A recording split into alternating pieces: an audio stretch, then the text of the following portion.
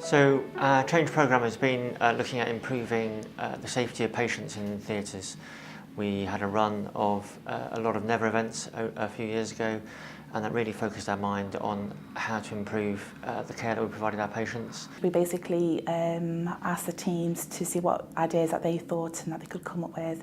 And obviously that's listening to staff on the ground floor. We also put in a patient safety lead, and we've had different leads going through the last few years with their ideas. I mean, a good example of that is the emergency laparoscopy project, which we've been doing, where the idea of how to improve was taken from an evidence base, but it's very much driven by medical staff and by theatre staff saying, well, look, we know what the problems are with the way these patients come through theatres. We know that they get delayed, they're not getting their scans as quickly as they might do.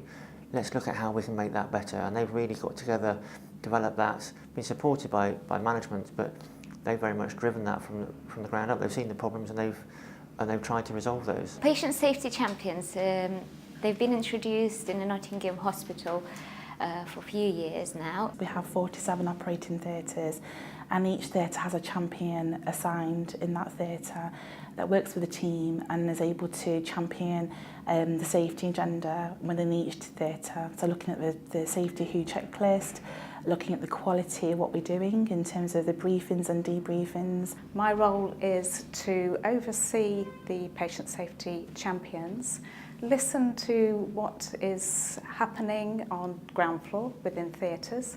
So I have the time to facilitate training, encourage staff to engage with the 5 steps, also organise champions and feed up to the governance programme within theatres.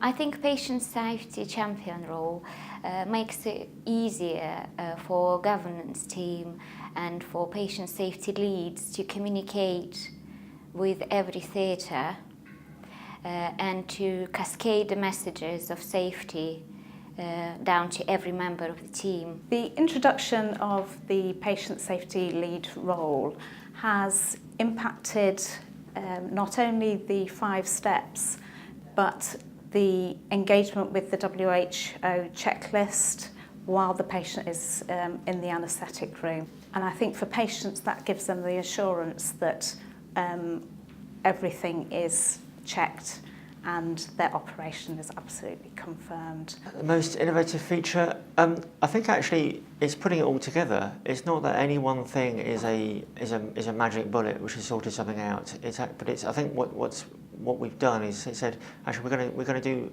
essentially all of these bits together. We're going to listen to our staff. We're going to find out what the problems are. We're going to focus on getting the mandatory training right. I'm going to try and learn from our incidents. Currently, with the patient safety champions, we managed to access our incidents database quite quickly. We can share learning from our incidents between floor staff. In terms of impact, I think there's different ways to measure that. Clearly, we started off looking at never events in surgery, and those have dramatically reduced, so that's a clear evidence of impact. People found their voices, and people found the places where they can voice their opinions about patient safety, and there are so many levels that it could be utilised at. Without the empowerment, I don't feel that you get effective change. So as leaders, we can say about a change that we'd like to happen, but actually the ground floor staff are the ones that are actually going to be able to embrace that change and go along with the change that you're wanting to make.